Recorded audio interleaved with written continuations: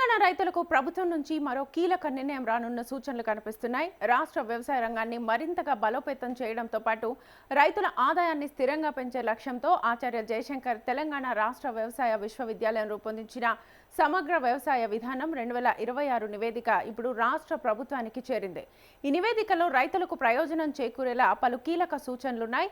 ముఖ్యంగా వరి సాగును దశలవారీగా తగ్గించి ప్రత్యామ్నాయ పంటల వైపు రైతులను ప్రోత్సహించే దిశగా ప్రత్యేక ప్రోత్సాహాలను అందించాలని ప్రతిపాదించడం ఇప్పుడు రాష్ట్ర వ్యాప్తంగా చర్చనీయాంశంగా మారింది.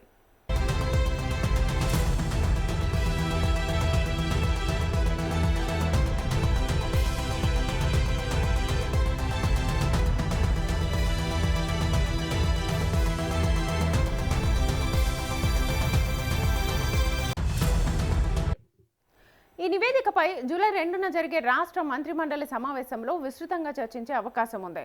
ప్రభుత్వం ఈ ప్రతిపాదనలను ఆమోదిస్తే తెలంగాణ వ్యవసాయ రంగంలో గణనీయమైన మార్పులు చోటు చేసుకునే అవకాశం ఉందని వ్యవసాయ నిపుణులు అభిప్రాయపడుతున్నారు.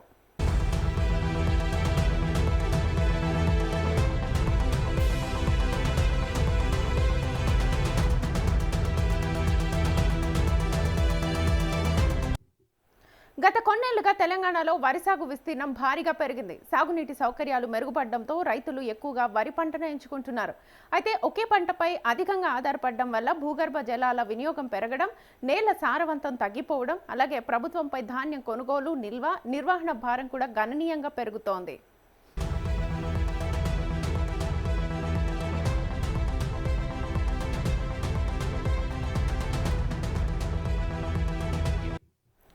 ప్రస్తుతం రాష్ట్రంలో అవసరానికి మించి ధాన్యం ఉత్పత్తి అవుతుండటంతో నిల్వ కేంద్రాల కొరత, రవాణా ఖర్చులు, నిర్వహణ వ్యయాలు కూడా ప్రభుత్వానికి సవాల్గా మారాయి. ఈ పరిస్థితిని దృష్టిలో ఉంచుకొని వ్యవసాయ విశ్వవిద్యాలయం సమగ్ర అధ్యయనం చేపట్టింది.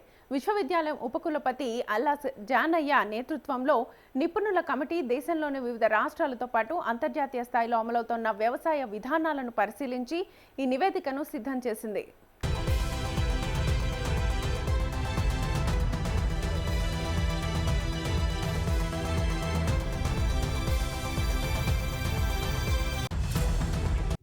ఈ నివేదిక ప్రకారం వచ్చే 5 ఏళ్లలో దశల వారీగా దాదాపు 25 లక్షల ఎకరాల వరి సాగు తగ్గించి ఆ స్థానంలో మార్కెట్ డిమాండ్ ఉన్న ప్రత్యామ్నాయ పంటలను సాగు చేయించే లక్ష్యాన్ని నిర్దేశించారు. దీనివల్ల నీటి వినియోగం తగ్గడమే కాకుండా రైతులకు మంచి ఆదాయం వచ్చే అవకాశం ఉందని నివేదిక తెలిపింది. అలాగే పంటల వైవిధ్యం పెరగడం వల్ల భూమి ఆరోగ్యం మెరుగుపడుతుందని కూడా నిపుణులు అభిప్రాయపడ్డారు. స్వచ్ఛందంగా వరి సాగును తగ్గించి ప్రత్యామ్నాయ పంటలు వేసే రైతులకు రైతు భరోసా పథకం కింద లభించే సాయంతో పాటు అదనంగా నగదు ప్రోత్సాహకం ఇవ్వాలని నివేదిక సూచించింది.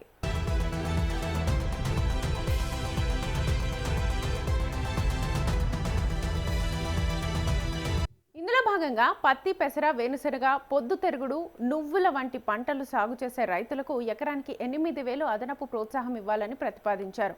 జొన్న సాగు చేసే రైతులకు ఎకరానికి 5,000 ఇవ్వాలని సూచించారు. మొక్కజొన్న, కంది, మినుము, ఆముదం, సోయాబీన్, శనగ వంటి పంటలు సాగు చేసే వారికి ఎకరానికి 4,000 చొప్పున ప్రోత్సాహకాన్ని అందించాలని నివేదికలో తెలిపారు. ఈ ప్రోత్సాహకాలు రైతులు స్వచ్ఛందంగా పంటల మార్పిడి చేపట్టేందుకు ఉపయోగపడతాయని భావిస్తున్నారు.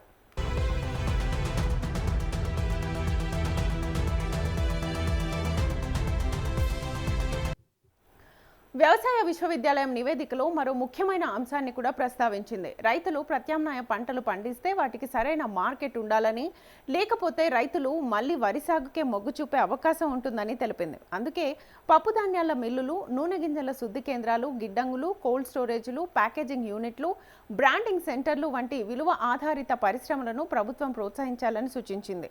ఇలా చేస్తే రైతులు తమ ఉత్పత్తులను నేరుగా మార్కెట్లకు తీసుకెళ్లి మెరుగైన ధర పొందగలరని నివేదిక తెలిపింది.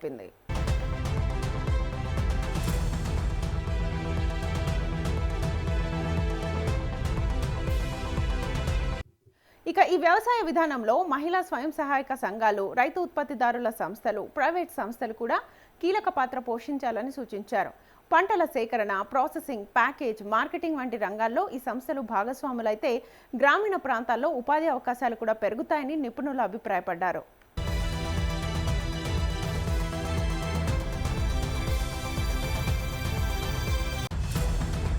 రైతులు కొత్త పంటలు వేయడానికి వెనుకాడే ప్రధాన కారణం నష్టాల భయం. అందుకే ప్రభుత్వం ప్రత్యేక పంట బీమా పథకాన్ని అమలు చేయాలని నివేదిక సిఫారసు చేసింది. ఈ బీమా ద్వారా ప్రకృతి వైపరీత్యాలు, మార్కెట్ ధరల మార్పులు లేదా ఇతర కారణాల వల్ల నష్టపోయిన రైతులకు ఆర్థిక రక్షణ లభిస్తుంది. దీంతో రైతులు ధైర్యంగా ప్రత్యామ్నాయ పంటలను సాగు చేసే అవకాశాలు పెరుగుతాయి.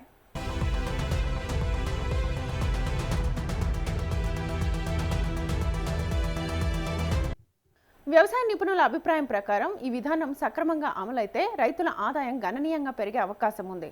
నీటి వినియోగం తగ్గడం, నేల సారవంతత మెరుగుపడడం, మార్కెట్ అవకాశాలు పెరగడం వంటి ప్రయోజనాలు రైతులకు దీర్ఘకాలంలో ఉపయోగపడతాయి. అలాగే గ్రామీణ ప్రాంతాల్లో వ్యవసాయ ఆధారిత పరిశ్రమలు అభివృద్ధి చెందడం వల్ల స్థానికంగా ఉపాధి అవకాశాలు కూడా పెరుగుతాయి.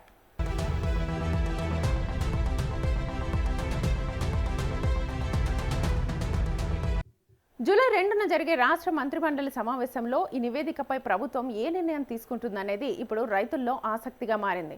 నివేదికలోని సూచనలను పూర్తిగా లేదా దశలవారీగా అమలు చేస్తే తెలంగాణ వ్యవసాయ రంగంలో కొత్త అధ్యాయం ప్రారంభమయ్యే అవకాశం ఉందని రైతు సంఘాలు భావిస్తున్నాయి. ప్రత్యామ్నాయ పంటలకు ఆర్థిక ప్రోత్సాహకాలు, ప్రత్యేక బీమా, మార్కెట్ సౌకర్యాలు, విలువ ఆధారిత పరిశ్రమలు వంటి చర్యలు అమల్లోకి వస్తే రైతుల ఆదాయం పెరగడంతో పాటు రాష్ట్ర వ్యవసాయం మరింత స్థిరంగా, లాభదాయకంగా మారే అవకాశాలు కనిపిస్తున్నాయి. మరి ప్రభుత్వం ఈ నివేదికకు ఆమోదం తెలుపుతుందా?